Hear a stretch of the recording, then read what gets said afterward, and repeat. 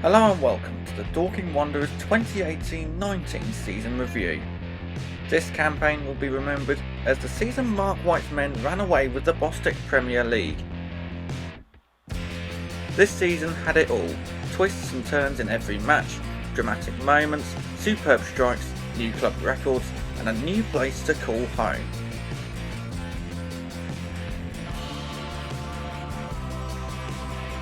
It's all here in this special feature video, so sit back and enjoy the season review.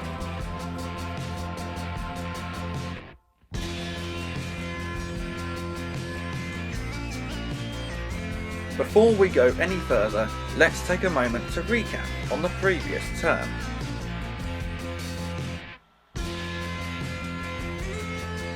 The Wanderers found their feet in the 7th tier, consolidating mid-table with ease. Mark White's side turned out to be one of the more entertaining sides, scoring 77 goals in 46 games. This also included reaching the third qualifying round of the FA Trophy, only to be knocked out by eventual National League South champions Abington Waterlooville, with Jason Pryor scoring a penalty. A familiar name. Finishing in 14th position, there was no real threat of relegation throughout the season. The attendance record, however, was broken, with just over 1,000 fans attending the first ever Mole Valley Derby at Westhumble. A first ever season at Step 3, it would also be the last at Westhumble, the place known as home for the previous 11 years. Located in the beautiful surrounding of Box Hill, the final game on the 28th of April 2018 saw an 8-0 demolition of Leverstock Town. There is a happy ending for the ground, however, as today it's still used by the local community. Meanwhile, football will be returning to the centre of Dorking.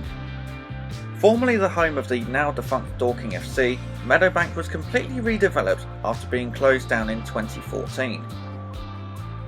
As part of the redevelopment, the Surrey FA made this their new headquarters, moving from just down the road in Leatherhead. The new complex would include an all-weather artificial pitch, terrace stands and a larger seated stand, giving a fantastic view for fans during the match. Inside, recent success hasn't gone unnoticed, showcasing football in Dorking over the past 140 years. Another new addition to Meadowbank, the Healthy Kitchen, provides undisturbed views of the pitch, especially welcome on wintry match days. The Wanderers were due to move in at the start of last season, but following several delays, the ground was officially opened on the 8th of July 2018, with several charity matches, including an appearance from the world-famous F2 freestylers. On the pitch, Mark White was busy making changes to the first team. Leaving the Surrey Hills were 5 players from last term. Defenders Dean Hamlin and Anthony Oakes both departed for 8th tier Chipstead, whilst Lewis Putman and Dan Walker found pastures new at Wingate Finchley and Bedford Town respectively. Much loved striker Gareth Chenlick also bid farewell, signing for Hanwell Town. The forward had the honour of scoring the last ever goal at Westhumble in that 8-0 thrashing of Leverstock Town.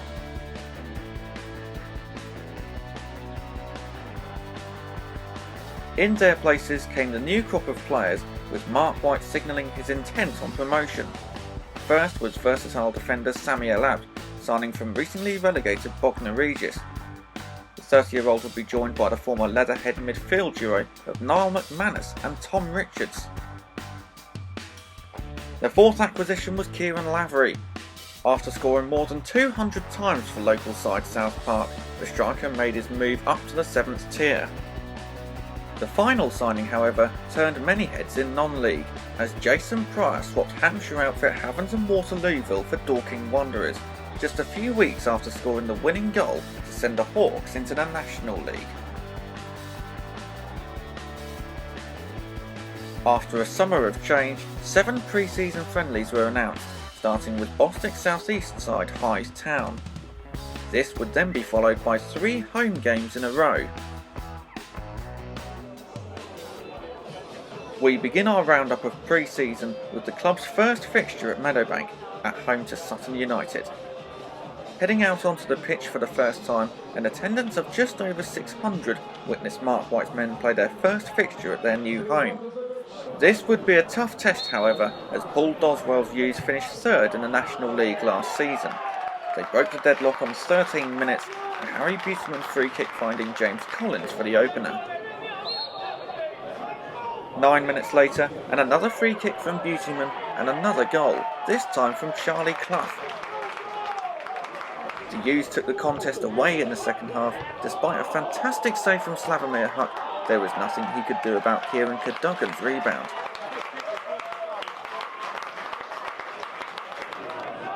Defender David Ray then scored a rather unfortunate own goal, and despite the offside flag being raised, the goal was given. And after a World Cup dominated by VAR, the man in the middle saw the lighter side. It may have been pre-season, but Rob Ollerinwood's challenge was anything but friendly. His reckless tackle sparked a mass brawl between both sets of players, leaving the referee no choice but to give him his marching orders.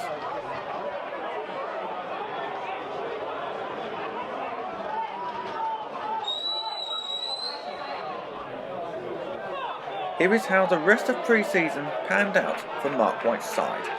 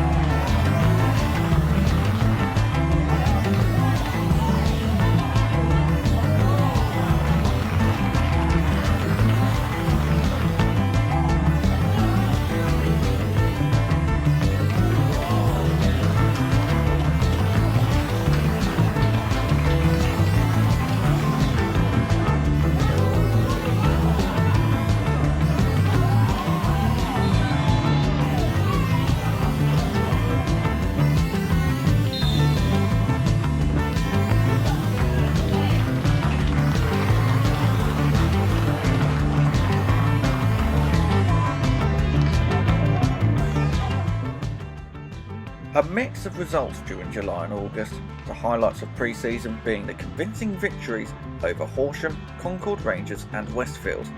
The other results being 2 defeats against Sutton United and Welling United, as well as 2 hard-fought stalemates between Hyde Town and the Brighton and Hove Albion under-23s.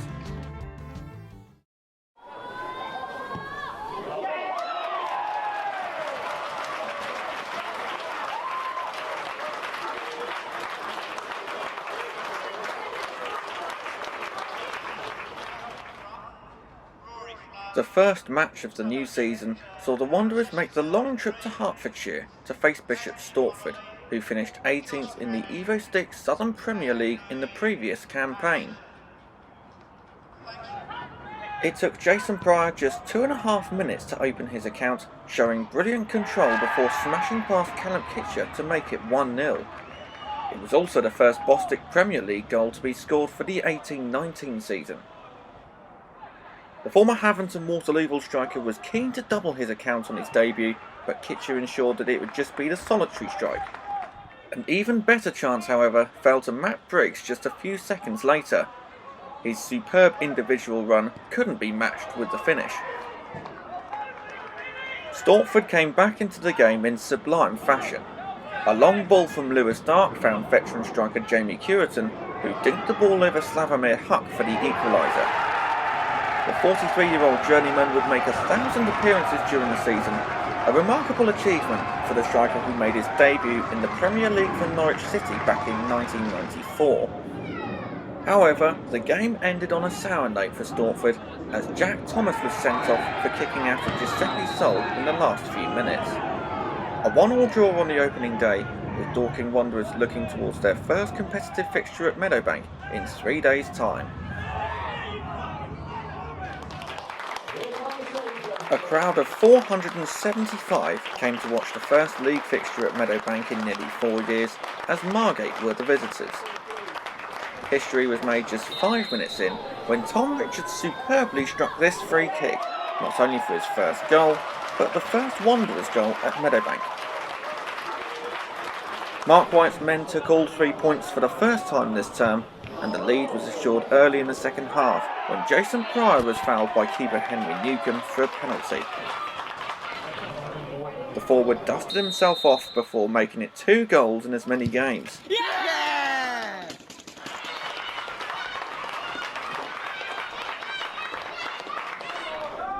The lead could have been more comfortable, substitute Dan Pearce managing to pickpocket Liam Friend, but his effort went agonisingly wide. He needn't have worried though, as a historic night at Meadowbank belonged to the home side. A first win on the board.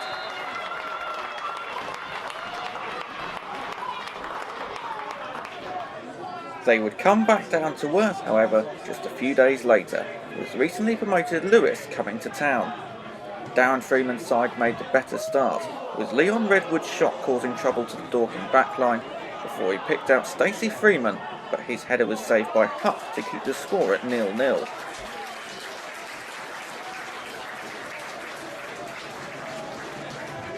The deadlock was broken just 6 minutes before the interval. A Redwood long ball was knocked down by Jonte Smith to Luke Bluden, who fired past Huck in the Dorking goal.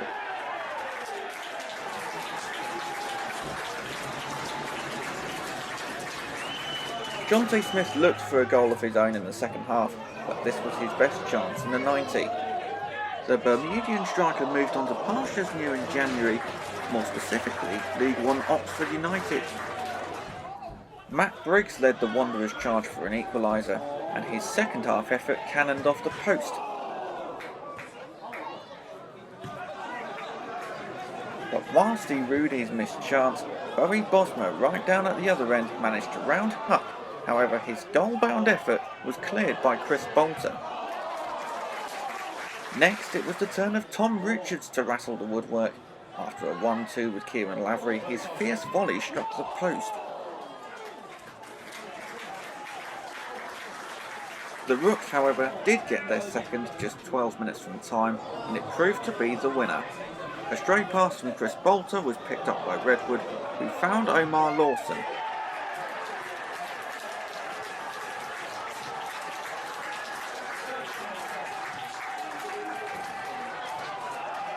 The response, however, from the home side was swift, and Lewes conceded their first goal of the season. A Jerry O'Sullivan cross found Jason Pryor barely 90 seconds after kickoff, and despite the best efforts of Lewis Carey, he couldn't prevent the ball from crossing the line. The kitchen sink was thrown in the final 10 minutes, and a spectacular save from Lewis Carey denied Tom Richards an equaliser, as the Wanderers fell to their first defeat of the season. Friday night football was next on the agenda for Mark White, as his men made the trip to Tolworth to face Kingstonian, who were ground sharing with Corinthian Casuals for the season. The home side had gained just 1 point from their opening 3 matches. However, Lee Dynan's men showed some positive signs in the first half. A Greg Cundall effort was saved by Slavomir Hutt, and somehow they didn't make the net bold from the resulting scramble. As the rain poured at King George's Field, Kieran Lavery missed the Wanderers' best chance of the first half as he looked for his first Dorking goal. As conditions worsened, Slavomir Hutt was once again called into action as he denied Louis Theophanis. Both sides went into the break goalless. Looking for his first goal since December 2017, Matt Briggs finally got off the mark for the season on 61 minutes with a fierce drive past Rob Tolfrey to pile on the misery for the K's. 1-0 to Dorking Wanderers. Gascoigne was tapped in way too far tapped in, and the ball... He almost added a second on the night, and he managed to beat Rob Tolfrey again, but his 45-yard effort smashed off the bar.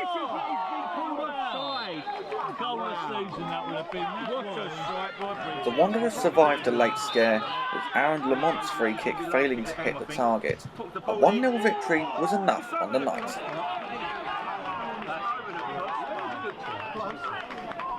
Well, there you go. On Bank Holiday Monday, the Wanderers faced Surrey rivals Merstham, as a crowd of 527 witnessed a thriller. The home fans were celebrating on 8 minutes after a fine example of counter-attacking football. A corner from Merstham was intercepted by Jason Pryor, and after driving forward he found Tom Richards, who fired past Chris Hay for the opener. Dorking Wanderers managed to do the double over their rivals last season, but just 5 minutes later Hayden Bird's Moatsiders had pegged them back. The Koscielny Samuels cross found Fabio Sareva, who scored his first goal since arriving from Woking. It would also be an eventful afternoon for Reece Hall. The 25-year-old fired an early warning at Slavomir Hutt. On 34 minutes, the game had been turned on its head. A superb solo effort from Hall with a finish to match. However, he went from hero to zero in the second half. Already on a yellow card, his attempt at blocking a quick free kick from Luke Moore didn't miss the referee's eye, and he was sent for an early bath. Although this wouldn't be the last time he would grace the pitch at Meadowbank. With their opponents down to 10, the Wanderers pressed for an equaliser. Chris Hay fumbled Matt Briggs' cross, but showed great reflexes to deny the on-rushing Luke Moore. Deep into injury time, Briggs was then fouled by Hay, and the referee pointed to the spot. Up stepped Jason Pryor to save the day for the home side, his 4th of the season. It could have been back-to-back victories, Matt Briggs missing the last chance of the game, and Kieran Lavery's protest for a second penalty were waved away. A share of the spoils on Bank Holiday Monday. As the opening months of the season ended, Dorking Wanderers sat in 7th position, with 2 wins from 5 games. The early pace setters were Tonbridge Angels, who with 4 wins from their opening 5 were also yet to concede. Enfield Town also benefiting from a bright start, and they were the Wanderers' next opponents.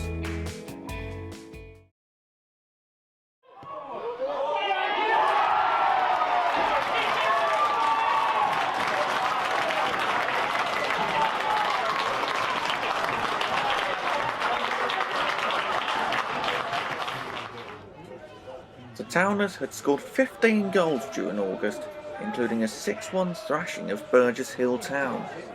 On 17 minutes, their goal tally increased to 16, when a teasing cross eventually fell to Sam Hatton.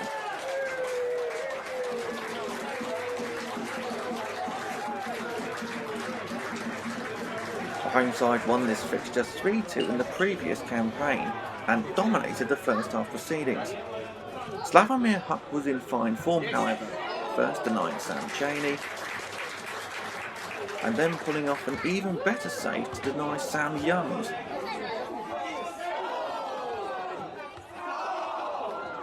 The second half saw the Wanderers equalise against the run of play.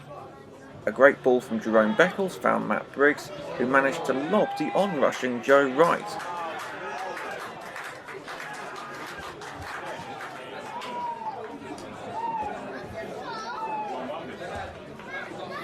Mark White's men almost found a second. Tom Richards' blistering run and hopeful cross was poorly dealt with by Ryan Blackman, and Wright came to Enfield's aid to prevent Kieran Lavery.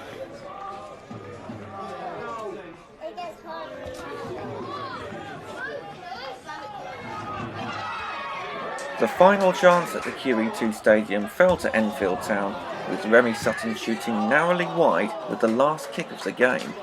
A 1-1 draw against two promotion hopefuls, with Dorking the most satisfied of the two sides.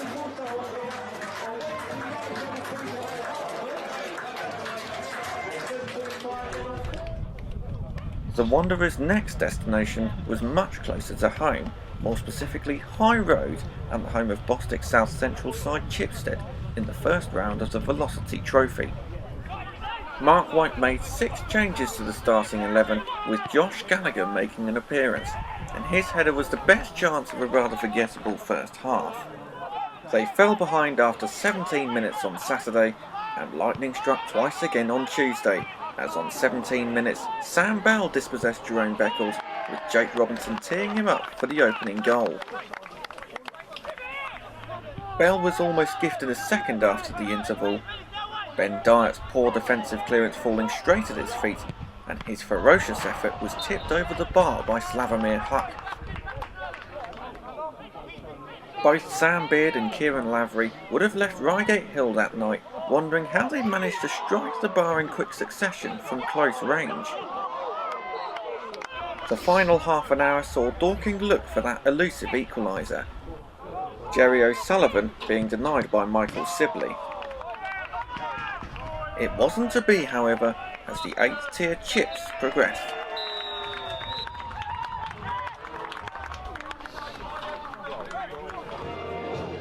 As one cup campaign ended, another one began. The FA Cup first qualifying round saw the Wanderers match up against Evo Stick Southern Premier South side Hartley Whitney. Like Dorking, the Hampshire side had enjoyed recent success, with back-to-back promotions seeing them rise to the 7th tier for the first time. Looking to put that midweek defeat behind them, the home side started strongly, Matt Briggs having 2 bites of the cherry, narrowly missing the target with his second chance. Visiting keeper Paul Strudley found himself busy during the 90, first producing a smart save to deny Jason Pryor. The Rose shot stopper then denied James McShane from point-blank range, as the Wanderers continued to dominate. In contrast, his opposite number had very little to do. This effort from Michael Campbell was the best that the away side could produce to trouble Slavomir Huck. However, it was all one-way traffic, and Jason Pryor had managed to beat Strudley, but Jack Ball was there to ensure that it was still goalless. On the stroke of half-time, the Wanderers did manage a breakthrough, and it was nothing more than they deserved, Matt Briggs firing in his 3rd of the season. The second half continued in the same vein, and Jason Pryor managed to beat Strudley for a second time, only to be denied by the post. In a match that saw over 20 attempts on goal registered, the tie was put to bed with 9 minutes remaining, Kieran Lavery threading the ball to Tom Richards, who lifted the ball over Strudley. Their name in the second qualifying round was well and truly in the hat. The next opponents at Meadowbank were last season's Bostik North champions AFC Hornchurch, who were still unbeaten this term. And it was the Urchins who stunned a crowd of 334 with 3 goals in 12 first half minutes. The deadlock was broken on 17 minutes when Lewes Spence bundled in a George Purcell cross. The advantage was doubled on 24 minutes with Toby Baker pouncing on Ben Dyers, and despite the best attempts of Huck, Coker made it 2-0. Purcell was provider once again for the third, his corner finding the head of Nathan Cooper. Mark White described the win over Hartley-Wintney last week as the most complete performance of the season so far, but they almost found themselves 4 down after the break as Purcell looked for a goal of his own. That proved to be the turning point, as from the goal kick, the Wanderers managed to pull one back.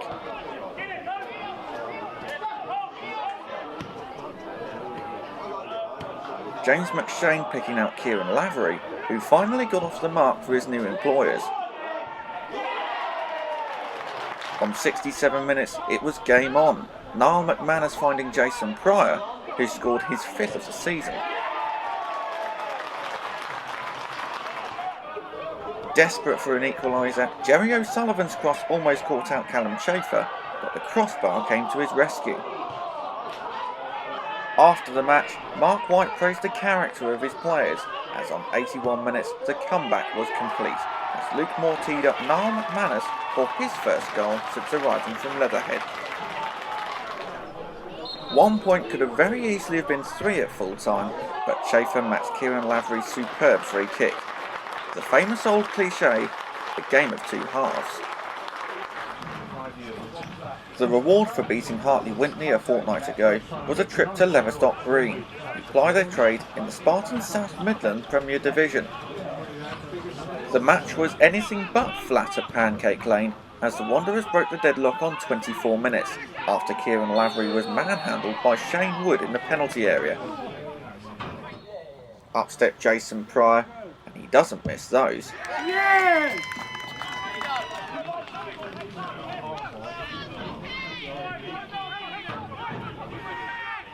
The 9th tier side, however, were looking for an upset, and they were level on 32 minutes. An Alex Woodham cross found Chris Blunden, who managed to bundle in, much to the delight of the home contingent.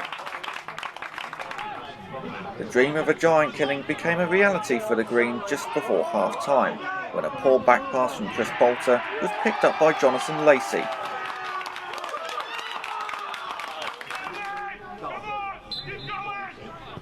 The lead, however, lasted for just 12 seconds. Straight from kick-off, a long ball from Isaac Philpott saw Lavery flick the ball onto Niall McManus. A rapid response from Mark White's men, 2-2 at half-time. The side from Step 5 had their chances in the second half, Chris Blunden's free kick managing to ping the bar. On 63 minutes, the Wanderers took control, Tom Tolfrey managing to beat the offside trap, and the club's all-time leading scorer slotted home for the first time this season. The scoring was complete 5 minutes before the end, Kieran Lavery managing to round the goalkeeper before tapping into an empty net. 6 goals for the second consecutive game, but all smiles at the end. The following week, attention turned back to the league and an upcoming trip to Essex to face Harlow Town, a side yet to win on their own patch this season. On a beautiful autumnal afternoon, Luke Moore registered his first goal of the campaign with a smart finish past Josh Beckson.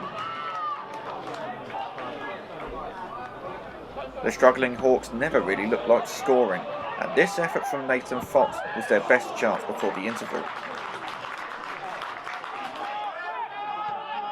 The home side huffed and puffed in the second half, but found the Wanderers' defence stubborn. This Yannick Kissy cross went through a crowd of players, but Slavomir Huck gobbled it up. A first league win since August. The Wanderers found themselves outside the playoffs on goal difference at the end of September, with Tonbridge Angels still leading the way in the second months of the campaign. Enfield Town, Worthing, Bognor Regis and Folkestone occupied the playoffs.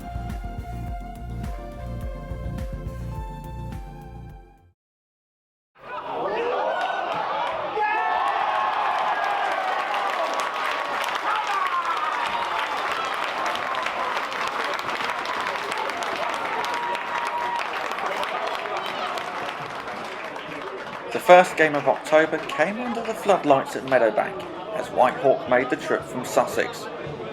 Jude McDonald's side were relegated from the National League South last season and fired an early warning, Henry Muggeridge shooting straight at Slavomir Huck. On 19 minutes, the Hawks did take the lead, with Jason Williams playing in Reece Hallard. It was to be an eventful night for Tom Tolfrey. After half an hour, he got onto the end of Sam Beard's low cross for the equaliser. Melvin Minter then pulled off a superb save to deny Rob Sheridan from long range. Last season, James McShane was the Wanderers' top scorer with 16 goals in the league, and he managed to score his first of this campaign after Melvin Minter spilled the ball. Just a few minutes later, and the referee was pointing to the spot. After playing in advantage, Aaron Good was adjudged to have fouled Kieran Lavery. With Jason Pryor injured, Tolfrey took penalty duty, and he saw his spot kick saved by Minter. Former Wanderer Brannon O'Neill was looking for a goal against his former club, and he managed to beat Hug, but not the crossbar. Tolfrey's night was complete 5 minutes from time. A horrendous challenge on Anisi Sisamai saw the 27-year-old beat his teammates to the dressing room. Despite finishing with 10 men, a 2-1 victory was enough for back-to-back league wins for the first time this season. After beating Leverstock Green, a trip to the Cotswolds was in order as the Wanderers were drawn away to Gloucester City of the National League South. The Tigers had lost manager Mark Richards during the week as he took up the vacancy at Hereford. Tom Webb and Mike Green took charge of the match at the Jubilee Stadium as they had the first real chance, Matt Lydiard forcing Slavomir Huck into a save in the early stages. The home side had dispatched 9th tier Plymouth Parkway 3-1 in the previous round, and they took the lead on 32 minutes. A Jamie Edge shot was blocked, and the follow-up from Joe Parker was deflected and off Jake Jackson, and the deadlock was broken. Dorking Wanderers were looking to reach the 4th qualifying round of the FA Cup for the first time in their 19-year history, but after Fabien Robert made it 2-0, those chances were looking more and more unlikely. However, the response was brilliant. Just a minute after kick-off and the deficit had been halved, Tom Richards finding Jason Pryor, game on. Robert proved to be Dorking's Achilles heel, and on 63 minutes the Frenchman scored his second and Gloucester's third. However, on loan from Forest Green Rovers, he would play villain just 3 minutes later as Kieran Lavery fell under his challenge. Pryor stepped up to convert the spot kick to set up a grandstand finale. 10 minutes from time and the Wanderers found the equaliser. Kieran Lavery bravely nodding in Niall McManus's cross. A replay confirmed in 3 days' time a superb comeback from the Wanderers. A home tie against National League Bromley awaited the winner of the replay, and the FA Cup fever had hit the town, with a crowd of 563 at Meadowbank for the Tuesday evening match. The chance of a cup upset sadly faded away. Just 10 minutes in, and a Joe Parker cross found Jake Jackson, 1-0 to the Tigers.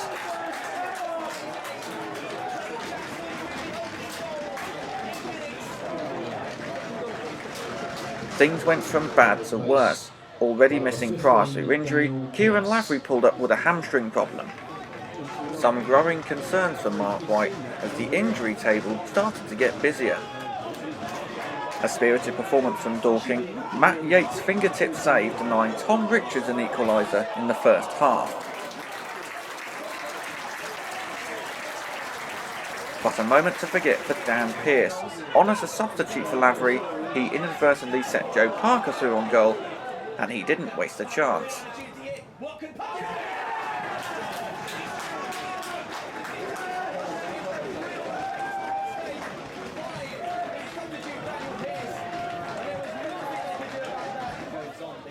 On the hour mark, the FA Cup flame was well and truly extinguished for another season, Parker and Jackson once again linking up for the third.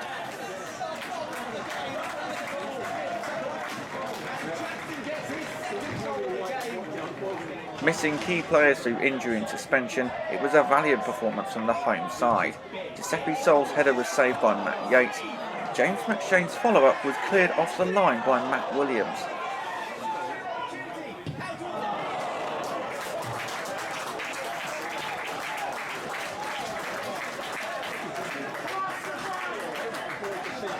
Former Woking striker Sol was denied once again by Yates as Gloucester became the first team to come away from Meadowbank with a clean sheet.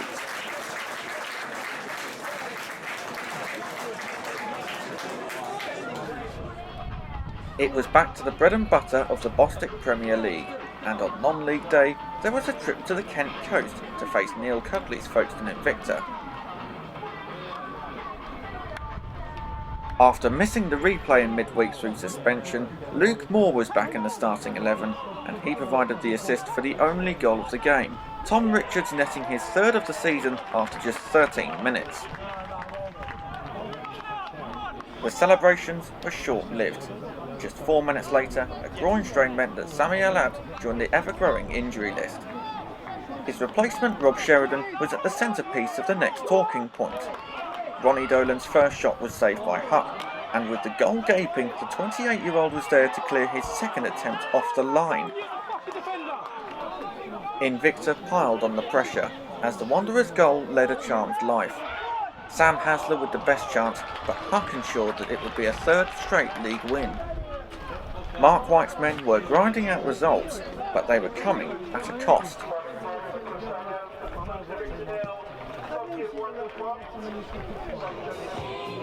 To cope with the injury crisis, the club appointed Steve Allen. Most recently employed by Bristol City as physiotherapist, he also spent time as assistant manager of Portsmouth. The next opponents were Wingate and Finchley, who had the former Pompey duo of Nicky Shorey and Glenn Lissell in charge. Unbeaten in their last 7, the Blues had the best chance of a cagey first half, with Slavomir Huck matching Rhys Beckles-Richards' effort. 5 minutes after the break, the Wanderers broke the deadlock, with the ball falling to Giuseppe Sol, with the striker scoring his first goal of the campaign. Then, in the space of 90 seconds, the lead had been doubled, and a moment to remember for defender Jerry O'Sullivan. The 28-year-old showed great determination driving forward, playing a 1-2 with James McShane before firing in his first goal since arriving from South Park back in February. Jason Pryor came off the bench and he struck his 9th of the season to put the icing on the cake. A strange goal, however, as his shot managed to slip through the netting, leaving many in the stand rather bemused. Nevertheless, a comfortable victory.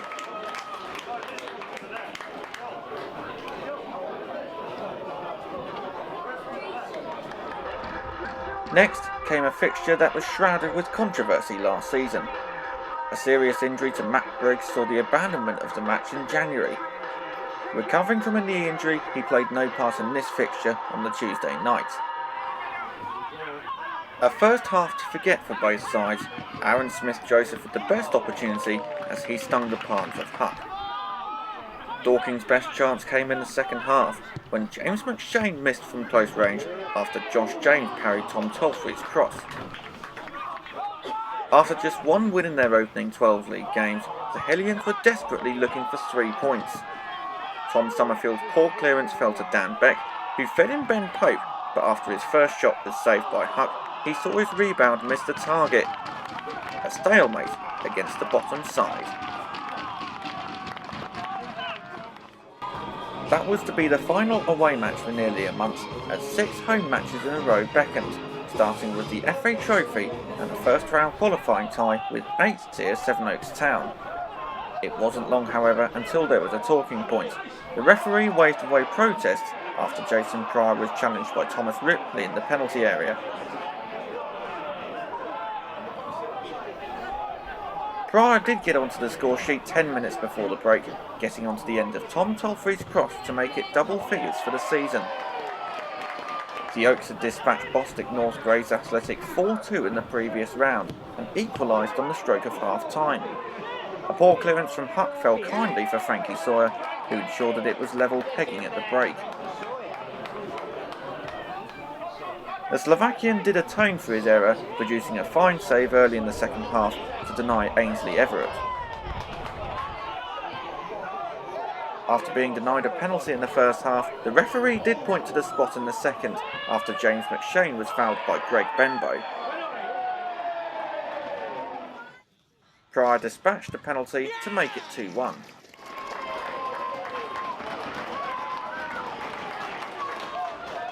The final 20 minutes, however, turned into the Ben Bridle card show.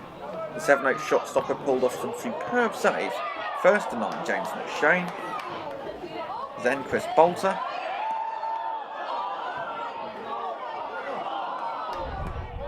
Niall McManus, Tom Richards, and Giuseppe Sol. A fine array of saves, but the Wanderers progressed with a narrow victory.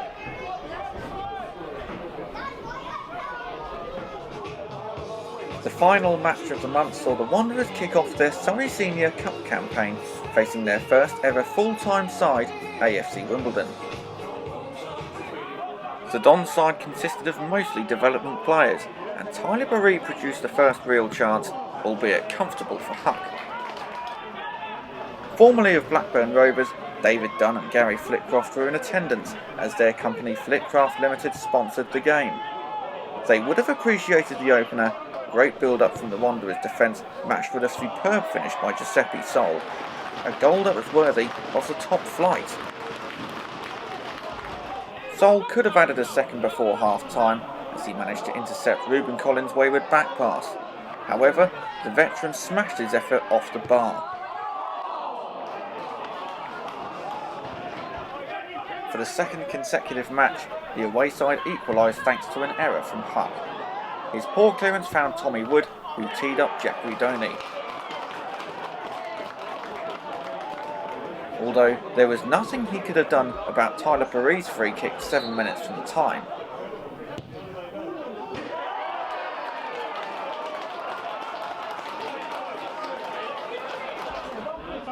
Looking to make up for his error, he came up for the Wanderers' final attack, but it wasn't to be.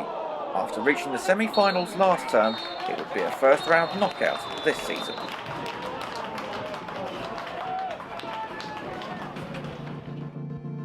Sitting in fourth on Halloween, there was nothing spooky about the Wanderers' form, with 3 wins from 4 during the month, now sitting just 2 points behind Tonbridge Angels, who still led the way.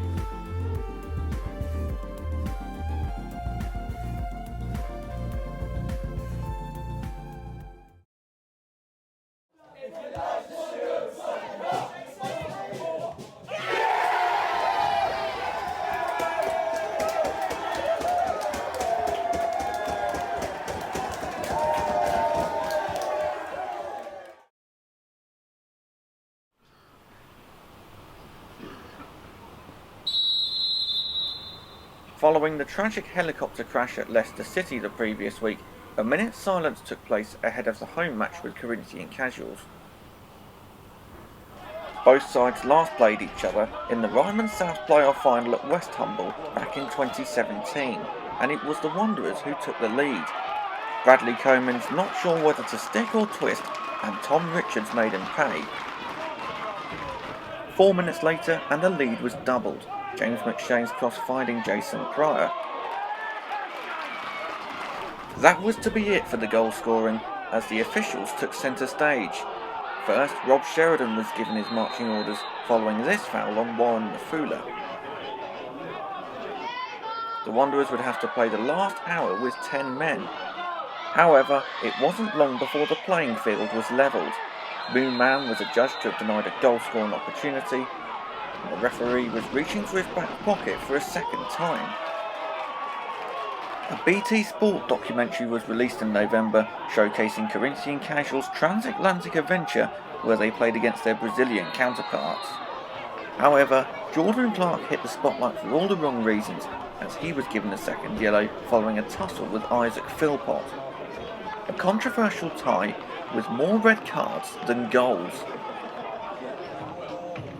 With 3 wins out of 4 during October, Mark White was given the Bostik Premier League Manager of the Month award. It was smiles all round before kick-off. Not only was the gaffer getting an award, but Slavomir Huck and Tom Richards both received the Golden Glove and Player of the Month award respectively. All 3 awards were received from the Bostik League chairman Nick Robinson, ahead of a midweek tie with Potter's Bar, which kicked off 15 minutes late due to traffic. However, by the end of the 90, the away side would have wanted to stay on the M25, as they were brushed aside following a superb 3-star display from Jason Pryor, the former Haventon Waterlooville striker opening the scoring after just 2 minutes. The Scholars were being taught a lesson in the fine art of scoring, and on 14 minutes, Pryor added his second with a smart half volley. After 4 clean sheets in a row, Huck was finally beaten 2 minutes later, Keegan Cole's free kick ending the Slovakians' record, which stood at just over 400 minutes without conceding. But the 2-goal cushion was restored on 23 minutes, James McShane providing the assist once again, this time for Luke Moore. The former AFC Wimbledon man then turned provider for the final goal, his pinpoint cross finding Pryor, as he completed a 36-minute hat-trick. A night to remember as the Wanderers topped the Bostik Premier League, something that would become a familiar sight.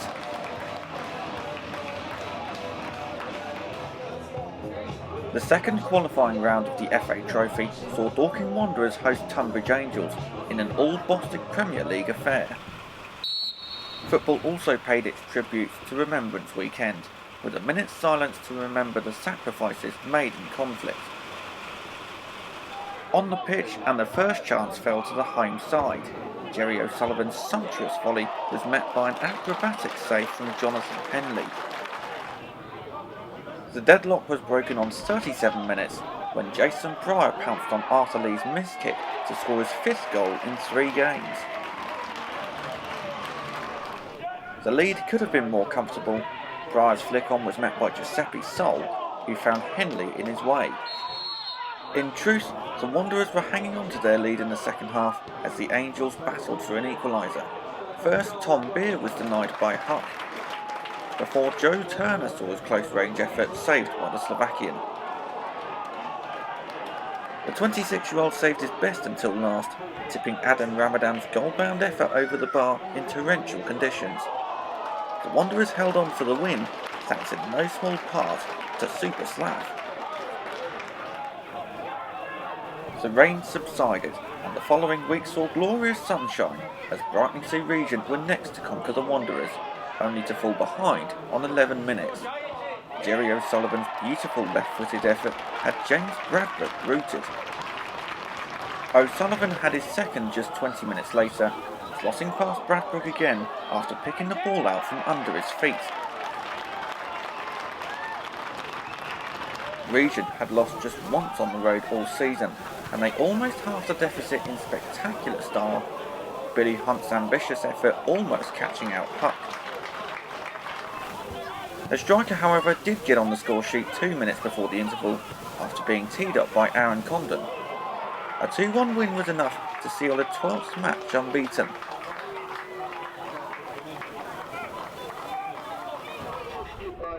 After departing Merstham, Reece Hall made the short trip across Surrey, signing for Dorking Wanderers for the rest of the season.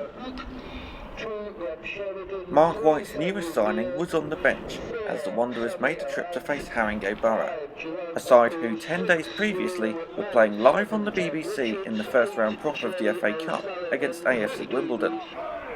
That match saw a crowd of 2,710 at Coles Park. However, there was just a paltry 247 for the Monday evening match with the league leaders. And it was the away side that managed to put the ball into the back of the net first, but Jason Pryor's header was ruled out for offside. The ball was once again in the back of the net just a few minutes later, but this time the goal stood. Niall McManus finding James McShane, and a familiar story, 1-0 to Dorking Wanderers. Yet to be defeated in the league away from home, the lead was doubled 2 minutes later, Niall McManus turning from provider to scorer. Right on the stroke of half-time, Borough managed to pull one back. Despite a double save by Slavomir Huck, Joseph Staunton ensured that Borough went into the dressing room with renewed optimism. And that optimism was put to good use as they produced a brilliant comeback to stun the tabletoppers. Kobe Rose scored the equaliser 12 minutes from time following a Charlie Barker free kick. Then 5 minutes later, Rowe was at it again, this time from a corner.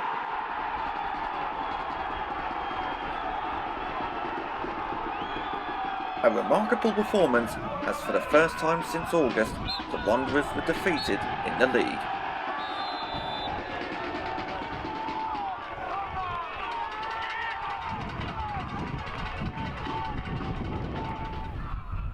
Looking to bounce back, the Wanderers made the trip to the not-so-sunny south coast as Paul Town were the hosts. A new club record was also up for grabs, as the first round proper of the FA Trophy had never been reached in the club's 19-year history. The early signs were good, with Tom Tolfrey forcing Luke Kearney into a fine save after just a few minutes. But they fell behind after just 6 minutes, Richard Gillespie giving acres of space before slotting home the opener. The Southern Premier South outfit could have made it too. Marvin Brooks decided to go it alone, and it almost paid off. Jerry O'Sullivan is no stranger to the FA Trophy. He played a vital role in South Park's run to the second round proper back in 2017, where they fell to a 4-1 defeat to Tranmere Rovers. On 26 minutes, he scored his third goal of the month after a neat 1-2 with Sammy Alap. After going close before, Brooks ensured that Huck was picking the ball out of his goal as the Dolphins retook the lead. But the away side responded well. Tom Tolfrey's first time cross was met at the far post by Giuseppe Sol.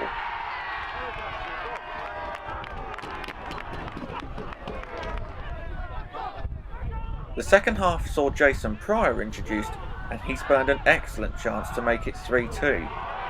One for the end of season bloopers. It wouldn't be costly, however, as on 70 minutes the Wanderers took the lead for the first time. Sammy Alab getting the vital touch to score his first goal for the club, much to the delight of the travelling fans.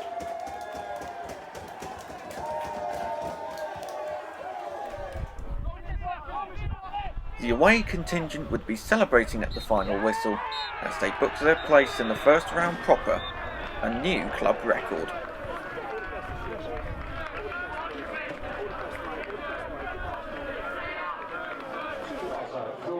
The draw on Monday afternoon produced a rather strange coincidence, as the Wanderers would be playing away to Carshalton Athletic, a side that they'd be playing in the league just a few hours later. There was nothing spooky about the first chance in the match. An outstanding flowing move from the away side was almost finished off by Niall McManus.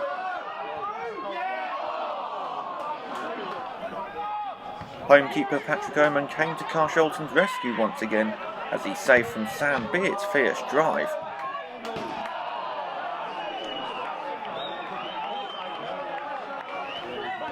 The second half, however, would be marred by several moments of controversy. The first just a few minutes after the interval, with the Robins feeling that Lewis Taylor should have seen red after Tommy Bradford's painful collision with the railings. The referee, however, felt a yellow card was sufficient punishment. The home side had the best chance to win the game, Ricky Corbella falling under the challenge of Isaac Philpott and the referee pointed to the spot.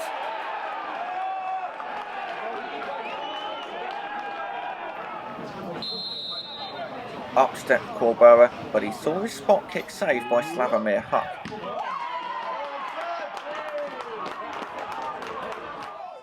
Once again the Wanderers were frustrated, with Patrick Oman staying strong between the sticks. First, the shot stopper kept out Jason Pryor, and then Kieran Lavery's follow-up was blocked for a corner.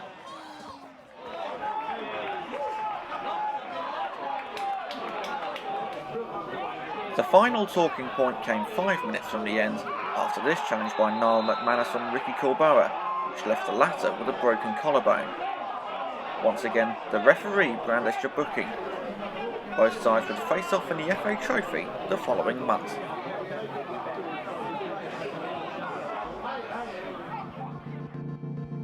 The end of November saw Dorking Wanderers sit 3 points clear of Kingstonian with a game in hand.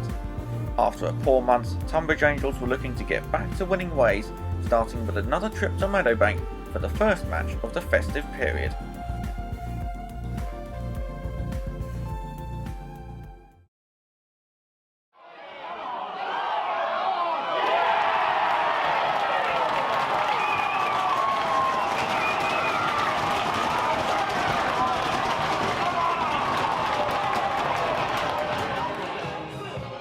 The 1st of December brought a match-up between 1st and 3rd, with Steve McKim's Angels heading to Meadowbank just 3 weeks after their FA Trophy exit.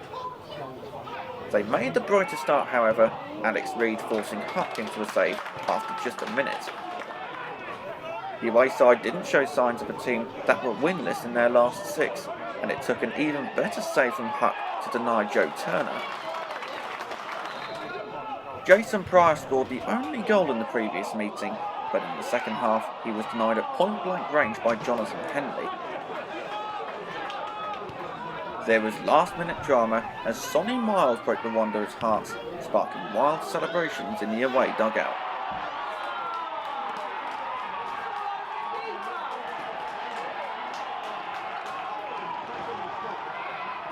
Protest for a foul on Huck fell on deaf ears, this defeat making it 3 games without a win in the league.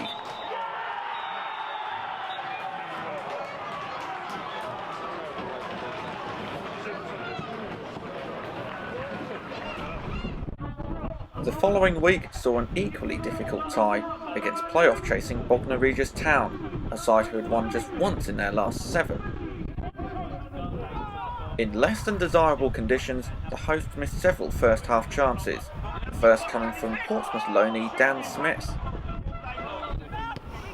The Rocks got even closer shortly after.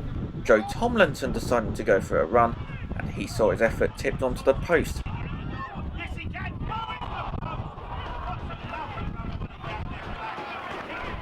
The strong coastal winds were playing havoc in the first half. Slavomir Huck's kick not even reaching the halfway line. On the home side were on the attack again, Jimmy Mewett next to miss the target.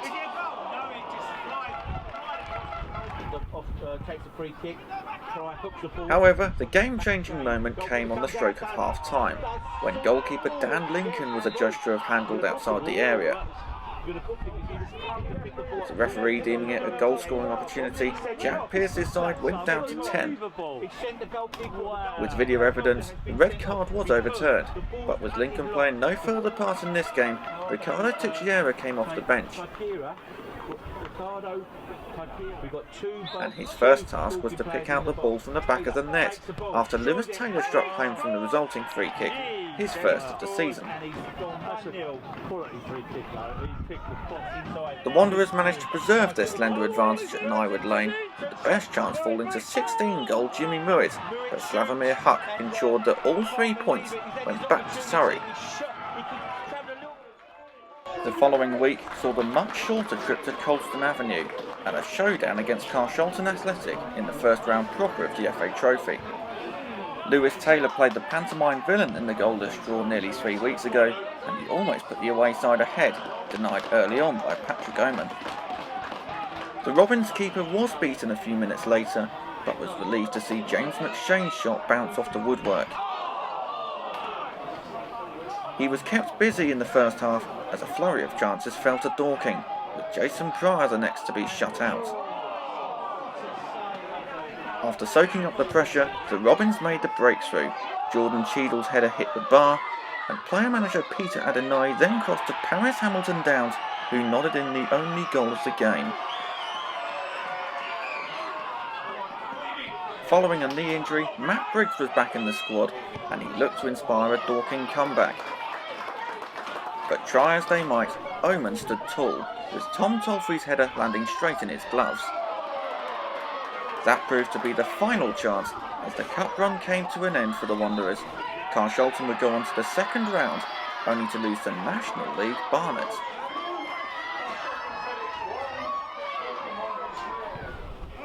The final game before Christmas saw a local meeting with Hayden Bird's Merstham. The match saw a first appearance of the season for David Ray, after missing the start of the campaign with a serious injury. Matt Briggs was also back in the starting 11 for the first time in several months, and he fired the first chance from a free kick, which was saved by Amadou Tangara. That was as good as it got for Dorking Wanderers on a day that turned into a nightmare. Lewis Taylor's wayward pass was picked up by Gus So, and after running at the defence, he lifted the ball over Huck for the opening goal on 28 minutes. The game unravelled further just 2 minutes later, when a home corner found Tutu Henriquez, who powered home the second. And goal number 3 came a minute later, as the fans at the Specsavers Stadium could hardly believe their eyes. Walton Figuera next to get on the score sheet. Dorking's misery was compelled 6 minutes later, when Matt Briggs made the short trip to the dressing room after this challenge on Tom Bird. A first start since September, and it lasted just 38 minutes. Having failed to score in his previous 7 games, Jason Pryor ended his dry spell from this free kick 10 minutes from time. But it proved to be a consolation, as the day belonged to the Moatsiders, and the 3-goal cushion was restored with 2 minutes to go. Kershani Samuels chipping Slavomir Huck. Mark White's reaction was simply, Christmas was cancelled.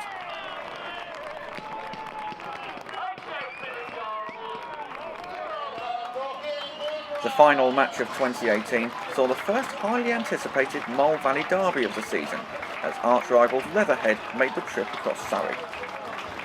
It also saw the highest attendance of the season, with 1,529 crammed into Meadowbank. Jerry O'Sullivan picked up the rather belated Player of the Month award for November on a day that the home side looked for redemption following back-to-back defeats. Niall McManus almost getting Mark White's men off to the best possible start, but his cheeky chip clipped the top of the bar. Next, it was the turn of the Tanners to narrowly miss, Travis Gregory missing the mark.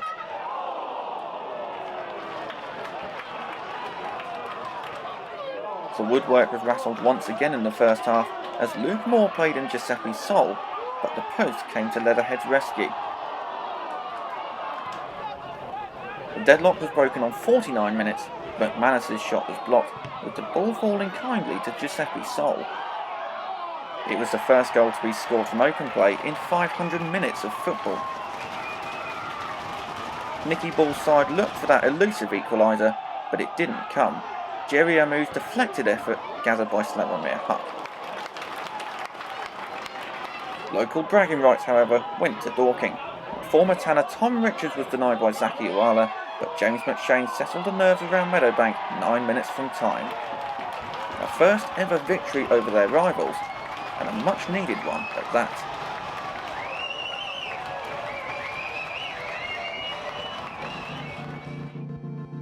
A wobble during December saw Dorking Wanderers slip to second, 4 points behind Haringey Borough, who produced a phenomenal 10-match winning run to put themselves in the driving seat for promotion. At the halfway point in the season, there was still plenty to play for, with the final 4 months of the season looming.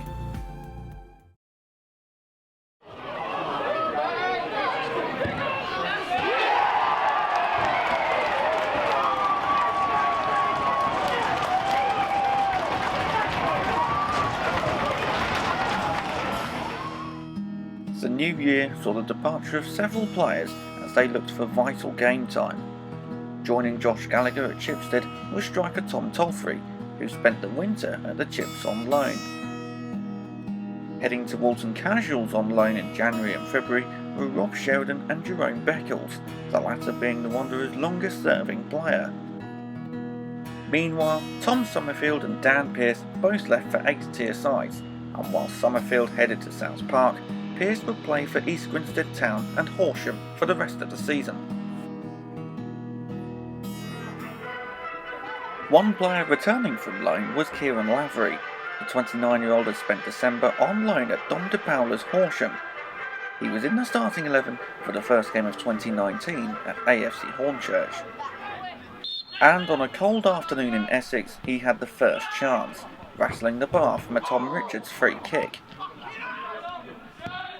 A 4-2 win over Harlow Town last time out ended a 13-game winless streak for the Urchins, with Sean Marks bagging a hat-trick.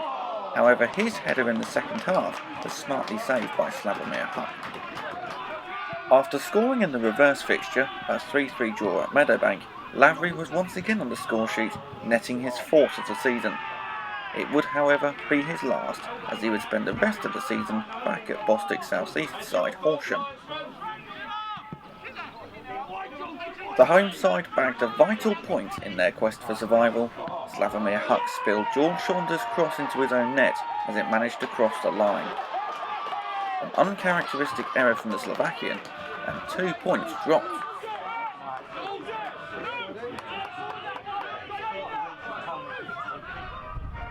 The following week saw a trip down to the south coast to face bottom of the table Whitehawk. Mark White's men started stronger, with Reese Hall rattling the outside of the woodwork after just 2 minutes. A frustrating afternoon in Sussex as Melvin Minter produced some fine saves in the second half, first to deny Tom Richards, then James McShane,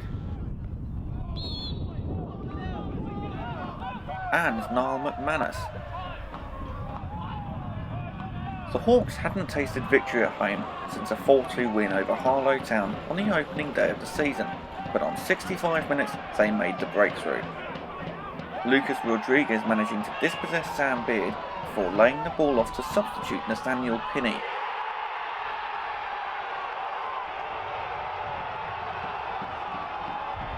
But the Wanderers produced an instant reply, just 90 seconds later, and Minter's punch fell to Niall McManus, who volleyed in for the equaliser, despite strong calls from the home bench for offside. The wait for a first win at home continued for Whitehall in a run that would eventually stretch to 15 games, but Lucas Rodriguez almost produced a spectacular. The final chance fell to Dorking, with Jason Pryor forcing Minter into one more save. Back-to-back draws to start the year.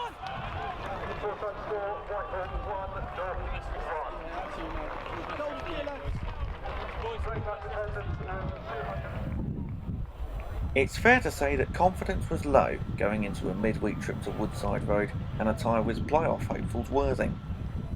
However, a second trip to Sussex in 4 days proved to be more successful for a side that had won just once in their last 5. On 10 minutes, Jason Pryor showed great determination to win the ball before teeing up Giuseppe Sol for the opener. But a familiar story, as the Rebels had pegged them back, Callum Keeley getting the better of Huck from a corner after just 25 minutes. It turned out to be a season-defining night, as the Wanderers took control against an injury-depleted Worthing, starting just after the hour mark when Luke Moore fell under the challenge of Will Miles.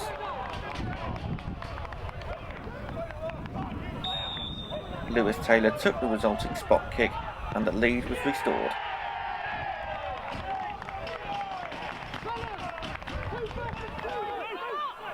Taylor then turned provider for the third goal as he produced a pinpoint diagonal ball to Niall McManus, and his shot was too hot to handle.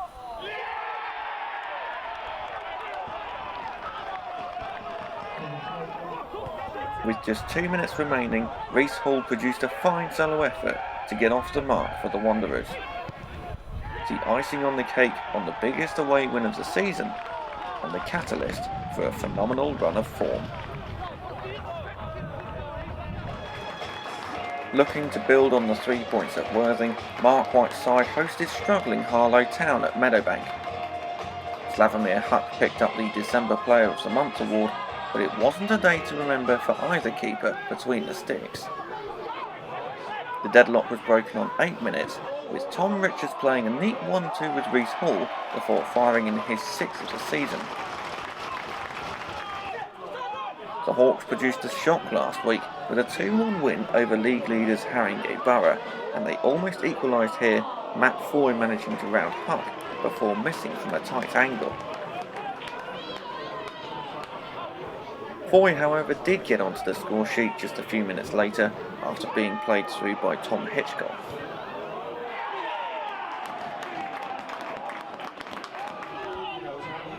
With both sides needing points at either end of the table, it turned out to be a superb game for the neutral.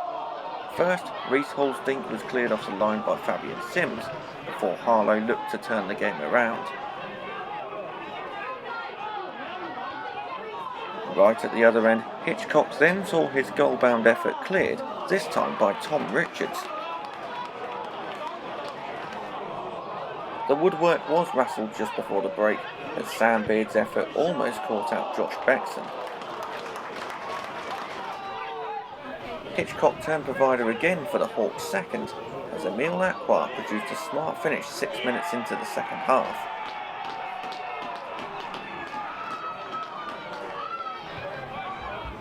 "5 minutes later and the game was level, Tom Richards corner finding David Ray, who netted for the first time since November 2017. But with 20 minutes to go, Harlow Town took the lead for a second time, Matt Foy getting his second of the day to make it 3-2 in this pulsating encounter. But a sense of deja vu for the third equaliser, another Tom Richards corner and another David Ray header, 3-3. But this topsy-turvy fixture produced a finale to remember. With the clock striking 89 minutes, what a time for Matt Briggs to strike his first goal since September.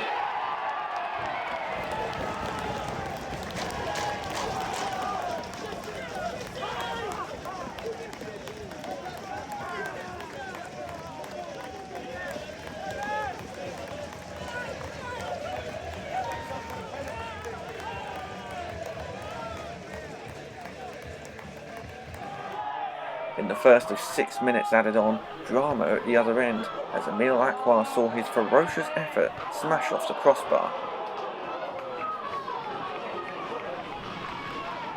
And with virtually the last kick of the game, the Wanderers sealed the 8-goal thriller. Briggs showing fresh legs to tear past Yannick Kissy, before squaring the ball to Luke Moore, who sealed all 3 points. A crazy end-to-end game, 5 stars for entertainment.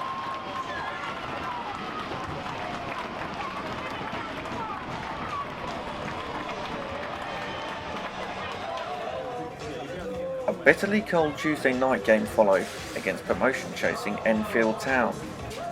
The Towners were looking to improve on their inconsistent form with just 1 win in 4. Meanwhile, the Wanderers were looking for a 3rd win in a row, but had the woodwork to thank to deny Sam Youngs.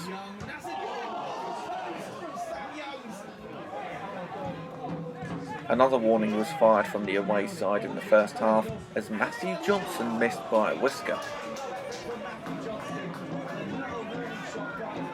In a cagey encounter between 2 promotion-chasing sides, the best chance for the home side fell to Matt Briggs, and his fierce drive forced Joe Wright to parry.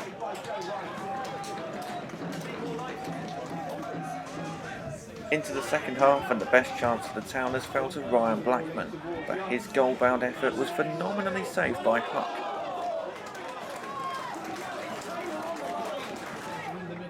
On the eve of his 34th birthday, David Ray was looking for his 3rd goal in 2 games, but he was next to wrestle the frame of the goal.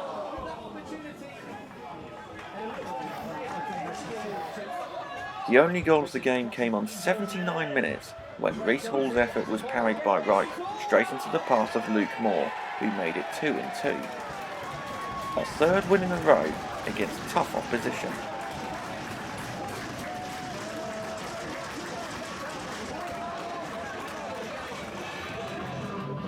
The final match of the month came from Parkfield as the Wanderers made the trip to Potters Bar Town. The Scholars had lost 5 out of their previous 6, and that didn't look like it would change anytime soon. A Luke Moore corner found Chris Bolter, who saw his header saved by Nicola to Janif. Potters Bar hadn't tasted victory at home since November, and their only threat came after the interval, but Bradley Satch's long-range effort was saved by Slavomir Huck. Lewis Taylor broke the deadlock on 54 minutes when he saw his free kick hit the back of the net via the post.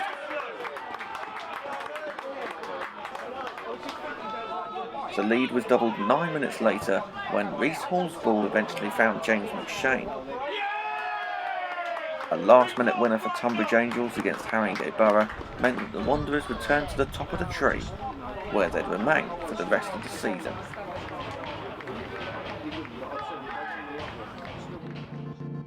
After going through January unbeaten, 4 wins from 6 had propelled Dorking Wanderers back to the top of the table, with Haringey Borough suffering a small wobble. The biggest surprise came from Merstham, who climbed to 3rd after a fine run of form during the winter, which saw Hayden Bird win the Manager of the Month award.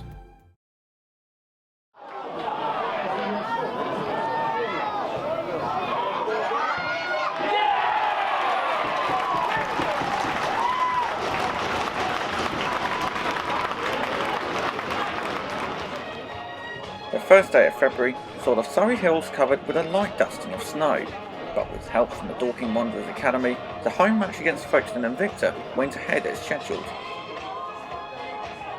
Neil Cugley's Invicta produced the first clear-cut chances, with Adam Youssef forcing Slavomir Huck into a smart save in the first half.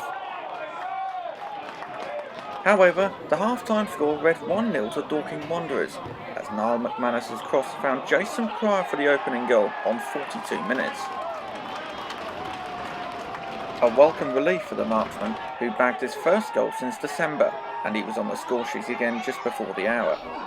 Handball by Nathaniel Blank saw the referee point to the spot, and the former Havens and Waterlooville striker made it 19 goals for the season.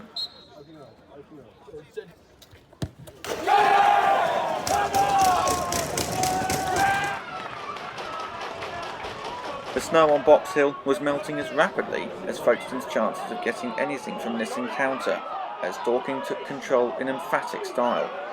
James McShane was next to hit the back of the net just 2 minutes later after being teed up by Tom Richards. Formerly of Fulham and Aldershot, Richards then had a goal of his own just 3 minutes later, capping off some neat passing play with Pryor and McShane.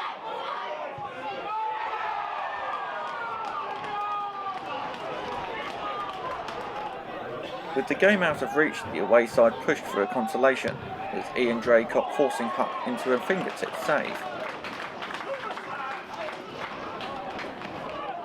Ira Jackson then got even closer as he managed to beat Huck, but not the woodwork.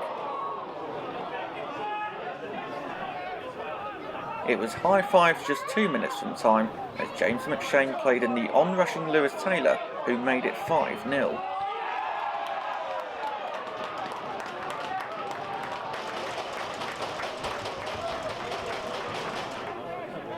But the scoring wasn't done.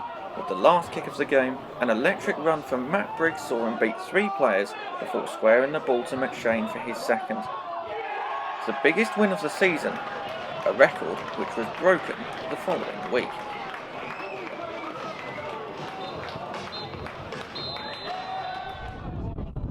In between came a midweek trip to a windswept Hartsdown Park, the home of Margate. A cold Tuesday night in February is probably not the most appealing time to head to the Kent coast. Jason Pryor almost broke the deadlock in the first half from distance, but Louis Wells palmed his effort away, whilst Ben Swift blocked any rebound from Reece Hall. The Gate hadn't tasted victory at home since the 13th of October, and their best opportunity came when Sid Solis was denied by a goal line clearance from Luke Moore.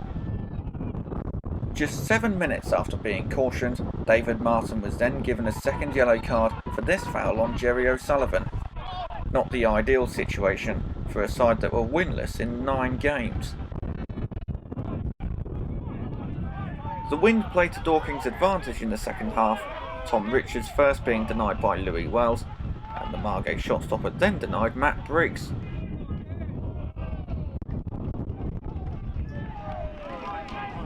Briggs, however, would be provided for the goal that separated both sides on the night, as his cross found Jason Pryor at the far post, who scored against his former club to make it 6 wins in a row.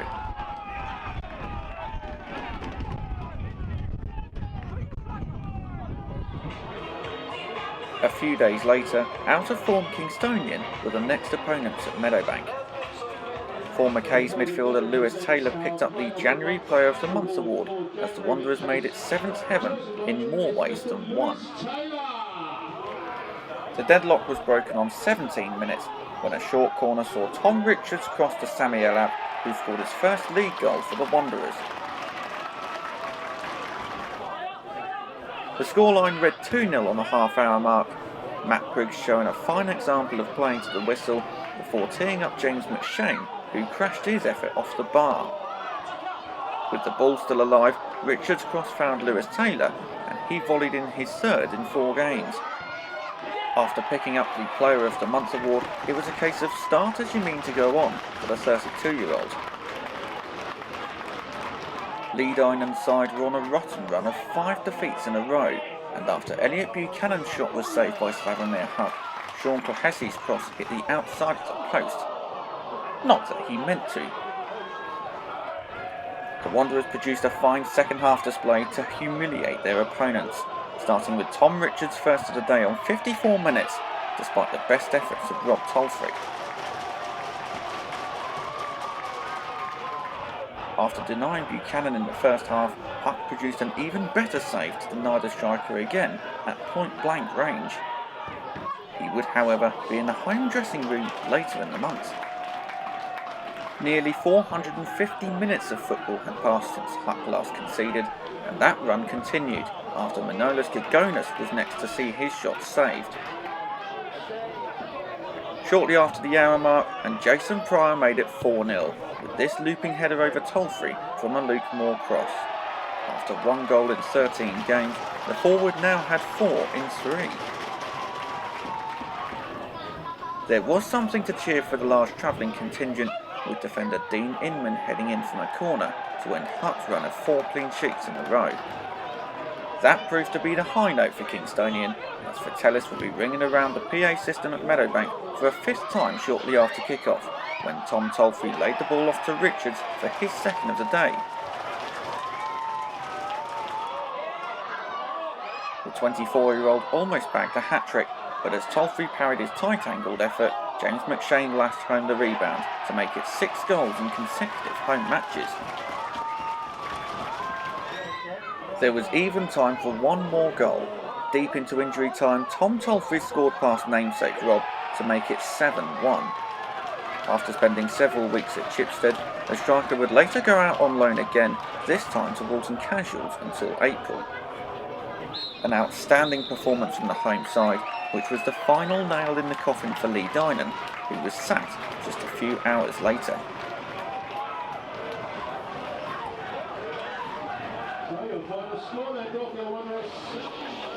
This time 10 years ago, the Dripping Pan was hosting Conference Premier football, with Lewes playing the likes of Burton Albion and Wrexham at the top level of the non-league pyramid. Meanwhile, Dorking Wanderers were playing in the 3rd division of the Sussex County League, a mere 6 tiers below them. A considerable contrast in fortune for both sides as they faced off the following week. A minute's silence preceded this 7th tier game as a mark of respect for the former 1966 World Cup winning goalkeeper Gordon Banks and former Lewes player and assistant manager Terry Groves, both sadly passing away during the week. Looking to avenge their 2-1 defeat back in August, the Wanderers broke the deadlock on 7 minutes when Tom Richards' cross found a rather unfortunate Stacey Freeman, who deflected the ball into his own net. Darren Freeman's side hadn't played a competitive fixture for 2 weeks as matches fell foul to the weather. The first half saw a moment of controversy as Ben Pope was fouled by Sam Beard and a penalty was awarded.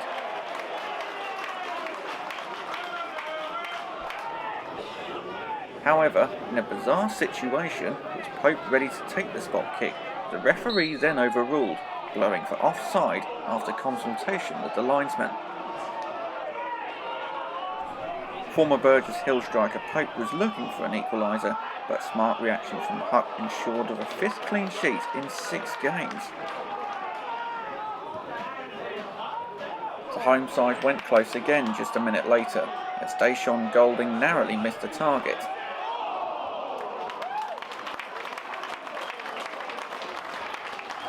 It was a day to forget for Stacey Freeman.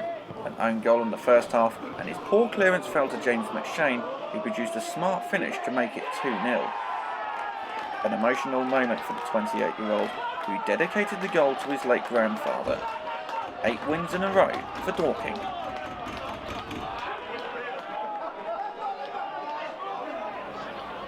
After scoring just 11 times for Kingstonian, Elliot Buchanan departed Tolworth to play in the red and white stripes of Dorking Wanderers, just 10 days after being on the wrong end of the 7-1 rout at Meadowbank.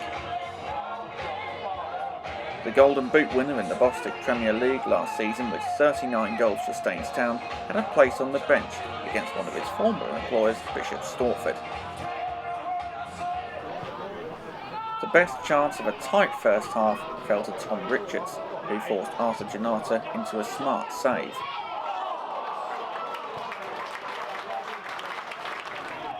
The only goal came 8 minutes after the break, as Christopher Gregan's header fell straight to Matt Briggs, and Janata couldn't do anything about his venomous half volley.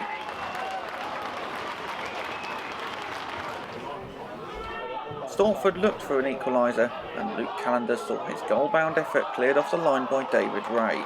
A 9th straight win, and the lead at the top of the table was increasing by the week.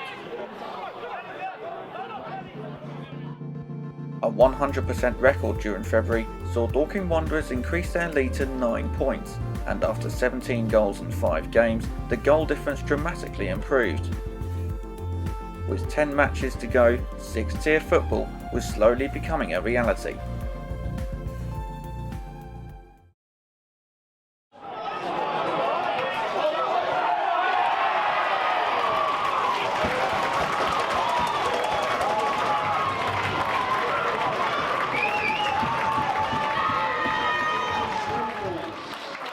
The first game of March saw Burgess Hill Town make the trip up the A24 to Meadowbank.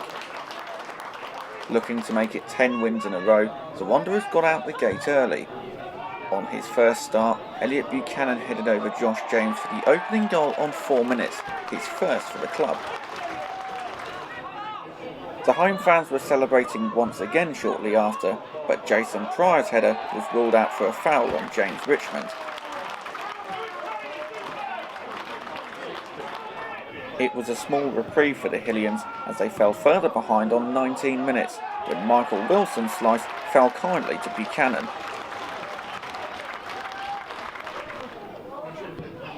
The lead increased to 3-0 10 minutes before half-time, and a 22nd goal of the season for Jason Pryor, albeit he didn't know much about it.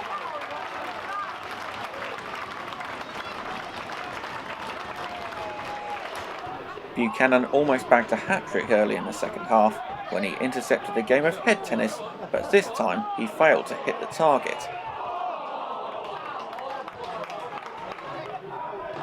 Burgess Hill manager Simon Warmell said pre-match that the Hillians had to be more aggressive as they looked to stay up.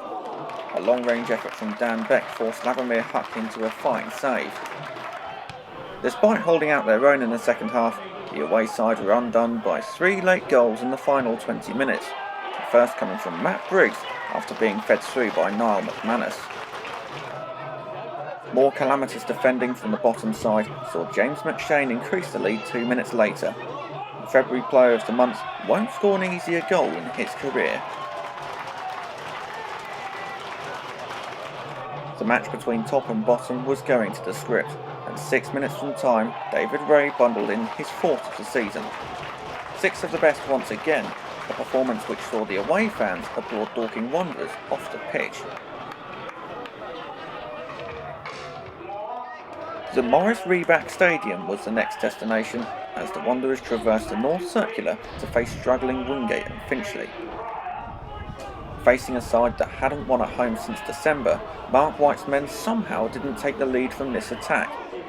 First, Jason Pryor's header hit the post, and with the ball still in play, the striker would then hit the bar, and the follow-up from Elliot Buchanan was cleared off the line by LUNG before Samuel Abd missed the goal completely. It was all one-way traffic, as defender Isaac Philpott saw his close-range effort saved by Shane Gore. However, the 23-year-old did break the deadlock, as his effort from the corner squirmed under Gore.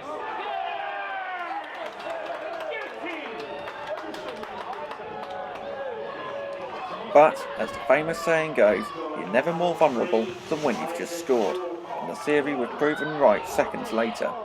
Straight from kick-off, a long ball from Ola Williams caused panic at the back, and Tanisha Abrahams became the first player to score against Dorking Wanderers in exactly a month. A fracas between both benches was on everybody's lips at half-time, but Elliot Buchanan ensured that he did his talking on the pitch, as he scored his third in 2 games after Jason Pryor's knockdown. It was more misery for the Blues, who had won just once in 13 games, and they almost fell further behind, but Gore ensured that the scoreline stayed at 2-1. That missed chance from Buchanan almost proved costly, and a phenomenal save from point-blank range by Slavomir Huck denied Charlie Cole, and it ensured all 3 points went back down the M25. An 11th straight victory, albeit not the prettiest of performances.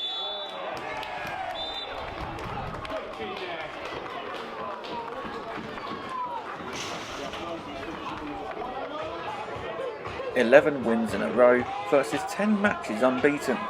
Something had to give in this tasty encounter against Carshalton Athletic." Following 5 wins from 5 in February, Mark White was given the Manager of the Month award for a second time, while Slavomir Huck also won the Golden Glove after conceding once during the month. The home side bagged the opening goal with just 14 minutes on the clock, when Matt Briggs provided the ball for Luke Moore, and a 12th win in a row was on the cards. The lead could have been greater before the break, as former Robin Niall McManus raced through on goal, only to be denied by Patrick Oman.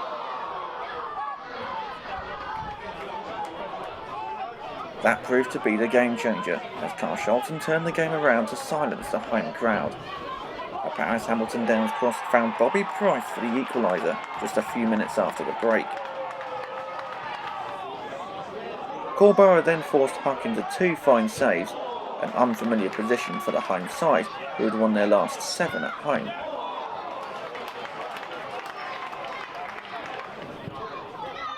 The win was sealed 11 minutes from time when Harry Ottaway found Tommy Bradford for his second. Despite that awful looking clash, both Huck and Lewis Taylor were able to continue. The 14-match unbeaten run was in tatters, but with 4 minutes remaining, a goal of the season contender from Elliot Buchanan sparked a frantic ending.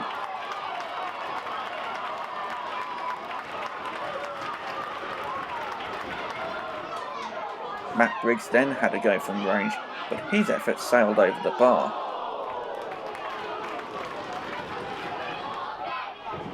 Oman was the saviour for Carshalton in the previous 2 fixtures, and he was called in to deny Jason Pryor in injury time.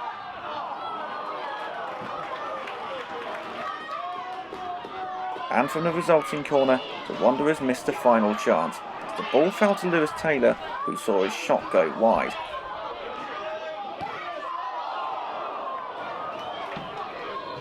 The winning streak came to an end against a well-organised Carshalton Athletic.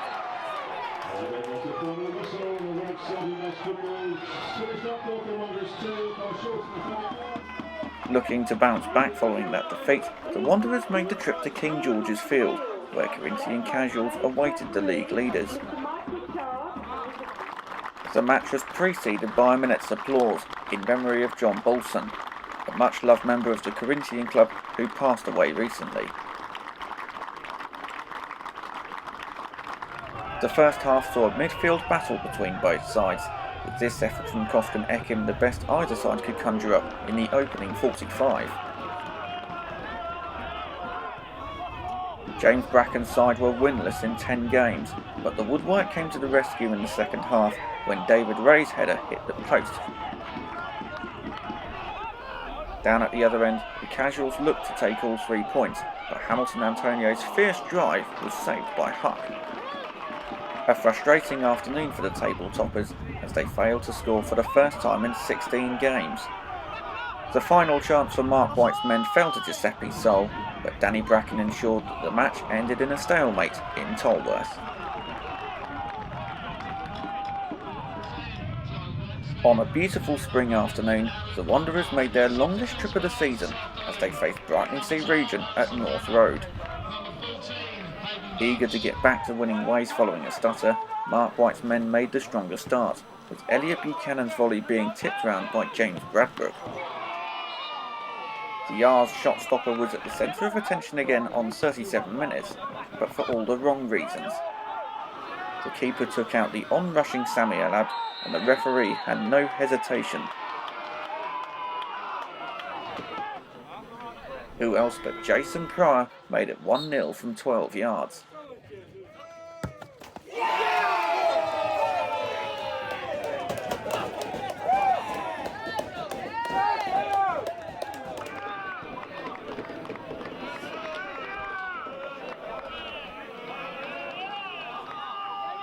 Next, it was the turn of the officials to take centre stage. A Brightlingsea free kick wasn't cleared, with the ball falling to Joe Yaxley, and his effort somehow managed to stay out, despite strong suggestions that his strike did cross the line.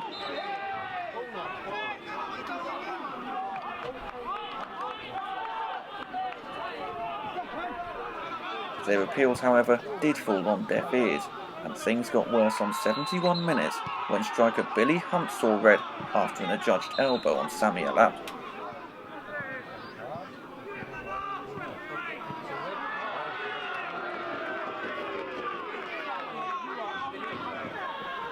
It proved to be costly, as the Wanderers wrapped the game up 5 minutes later, as Tom Richards' deflected effort put the tie to bed, his 10th goal of the season.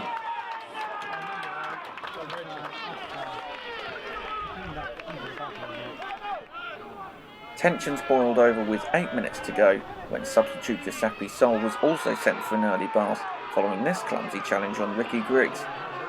An ill-tempered match, but a vital win nonetheless.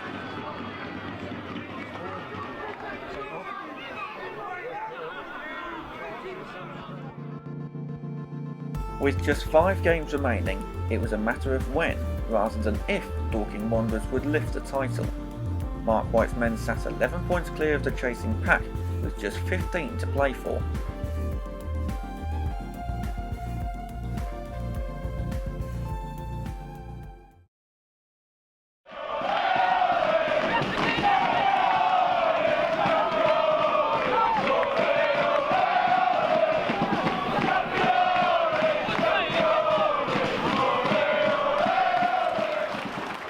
The permutation was straightforward. A victory against Worthing, and should Haringey Borough and Tonbridge Angels drop points, then Dorking Wanderers would be promoted. Standing in their way of the title was a tough home tie against the side who boasted the best away record in the league. Slavomir Huck won the March Player of the Month award on an unforgettable afternoon at Meadowbank. A crowd of just over 1,000 saw the Wanderers produce the first real chance, with Elliot Buchanan shooting just over.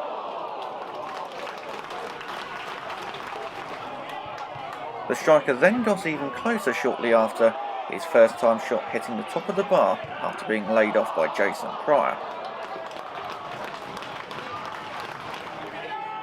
The Rebels' best chance fell to David Ajiboye, who had a go from 25 yards, which almost paid off. Lightning was striking twice, as in the 37th minute last week, Dorking Wanderers were awarded a penalty, and in the exact same minute 7 days later, another spot kick was awarded after Lewis Taylor was pushed by Jalen Jones. An emphatic penalty from Pryor, with Lucas Cavagnari getting nowhere near.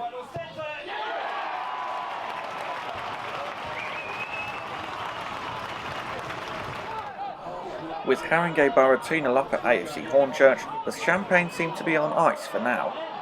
The bar was struck again after the break when James McShane saw his effort hit the woodwork and Tom Richards missed a follow-up.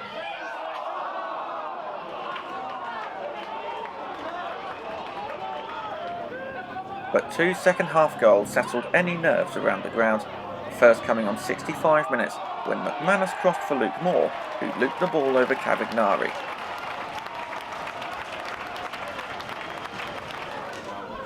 Three minutes later, and the victory was sealed in a game that Mark White would describe as the best performance of the season, with the ball bouncing off Lewis Taylor for number 3. It didn't matter how they go in, just as long as they count.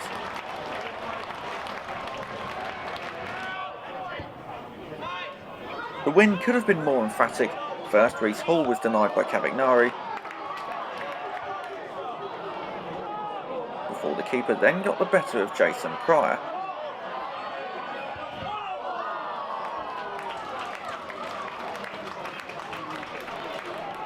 A superb victory against a side who hadn't lost away from home since January. However, everyone's attention now turned to football web pages as results came in. Tonbridge Angels would fall to a 1-0 defeat at Leatherhead, and still playing in Essex, AFC Hornchurch had pulled 1 goal back against Haringey Borough. What was needed was a last-minute equaliser. We go on to next week, away to Tonbridge.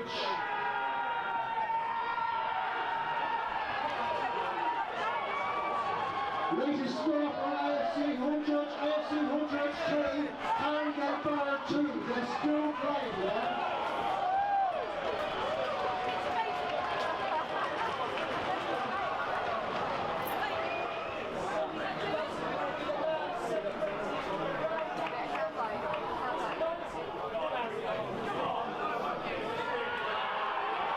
It's all over. We are the champions. A goal by Sonny Dutton in the dying minutes meant that Haringey Borough drew 2-2, and the party could begin in Surrey. The victory sealed an 11th promotion in just 19 seasons, and their first league title since 2011.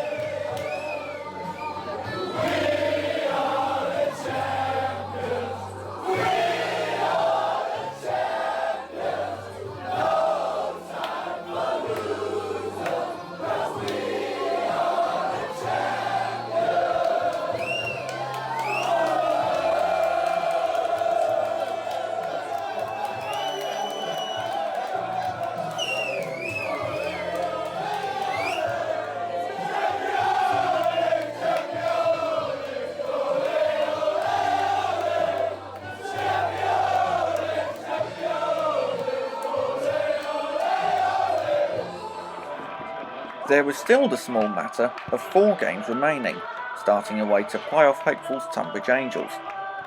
Mark White set out the goal of winning the final few matches, making the perfect start on 17 minutes when Jonathan Henley parried Matt Briggs' shot straight into the path of Jason Pryor.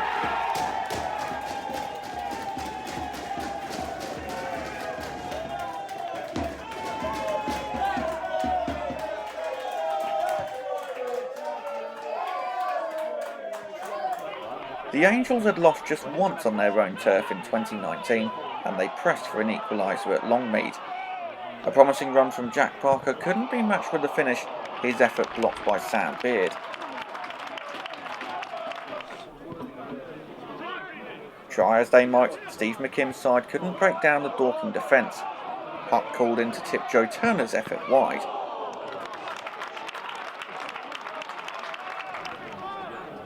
The game was wrapped up just before the break when James McShane squared to Reece Hall for a simple tap-in, his second goal since arriving in November. Post-match, Mark White described his players' attitudes as professional. A champion's performance, you might say.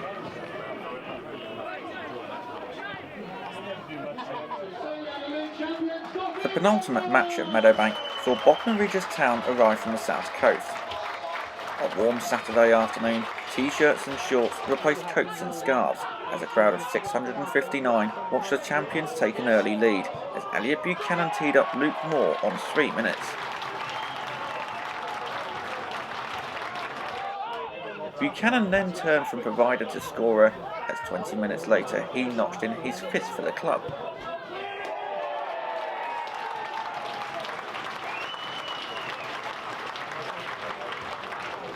Bognor Regis had just 1 win in their last 9, and they produced a comical moment. Doug Tuck's initial effort was saved by Huck, but Harvey White fluffed his lines at the vital moment. However, a serious injury to Bradley Lethbridge soon sobered the mood. An awkward-looking fall saw a lengthy stoppage in play. The 18-year-old striker, on loan from Portsmouth, was soon stretchered off to a warm applause. Confirmation soon came of a suspected hip injury.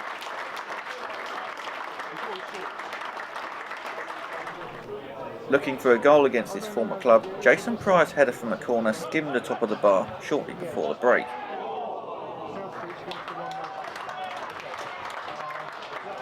The Rocks threw caution to the wind in the second half, with Slavomir Huck producing 2 spectacular saves, Joe Tomlinson and Mason Walsh both being denied by the shot stopper. A 5th clean sheet in a row, and 48 hours later came a much anticipated Mole Valley derby.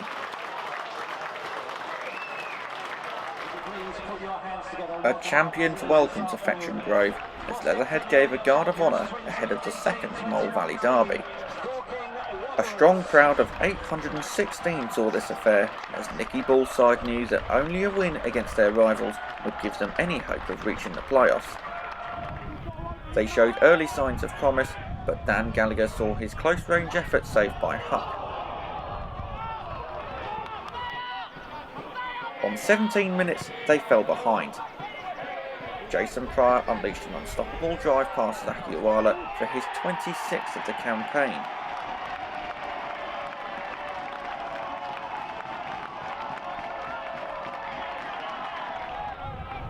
The Tanners almost fell further behind in the opening 45, but Matt Briggs missed his one-on-one.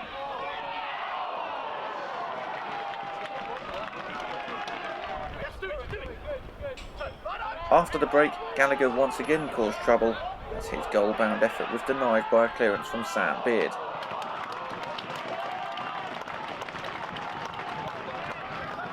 The home side came across a Dorking team that would concede just 13 times away from home in the league, Matt Briggs having the honour of scoring the Wanderers' 100th goal in all competitions. And goal number 101 came 3 minutes later, a superb team effort. Buchanan's diagonal ball was knocked across goal by Pryor to James McShane, who made it double figures for the season.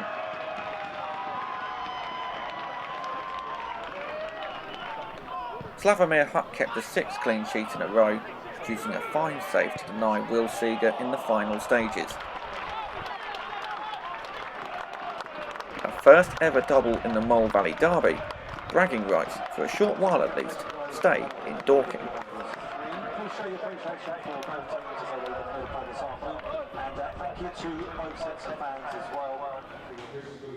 Next season's kit was released ahead of the final game against Haringey Borough, as the promotion party was in full swing.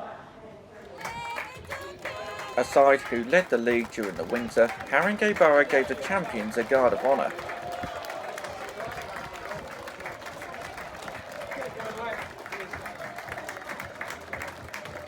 Jason Pryor won the April Player of the Month award as he looked to claim the Bostik Premier League Golden Boot.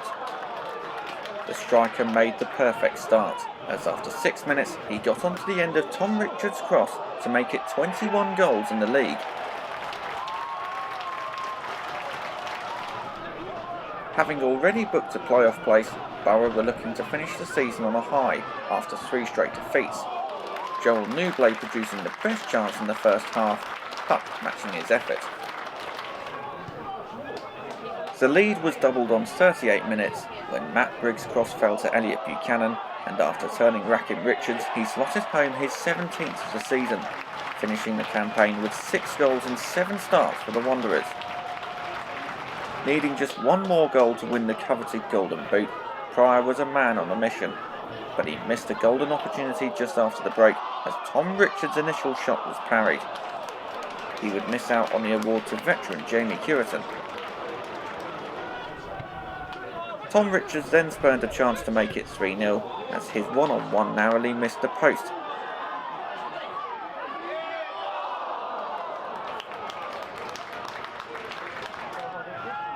The referee was pointing to the spot in the final 20 minutes as Niall McManus fouled Lyle de la Verda in the box.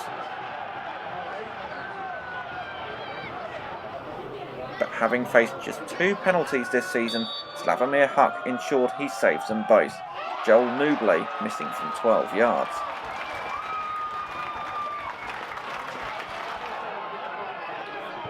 The final whistle marked the end of 7th tier football for Dorking Wanderers, and the sight everybody had been waiting for was just around the corner.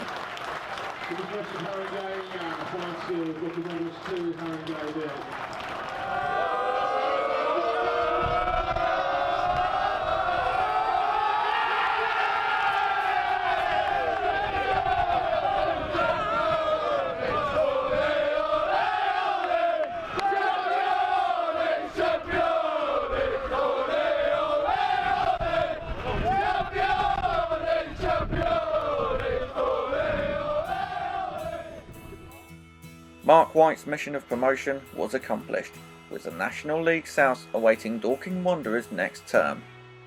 6th tier football will be coming to Dorking for the first time in 140 years of footballing history in the town. A remarkable achievement for a club formed just 20 years ago.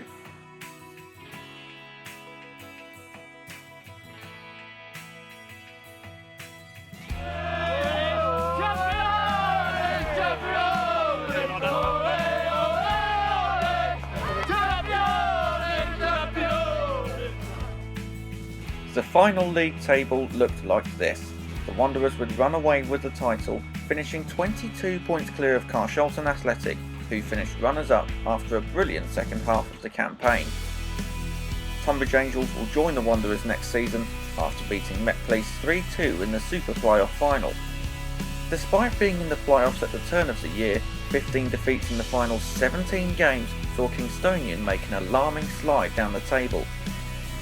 The first to be relegated were Harlow Town, who conceded 107 goals during the season. Joining them were Sussex outfits Burgess Hill Town and Whitehall, with the latter suffering back-to-back relegations. The season belonged to Dorking Wanderers. In their 20th year, the club's greatest honour to date was achieved. What will the National League South bring next season? Only time will tell. We leave you with just a few highlights from a phenomenal season. Bye for now.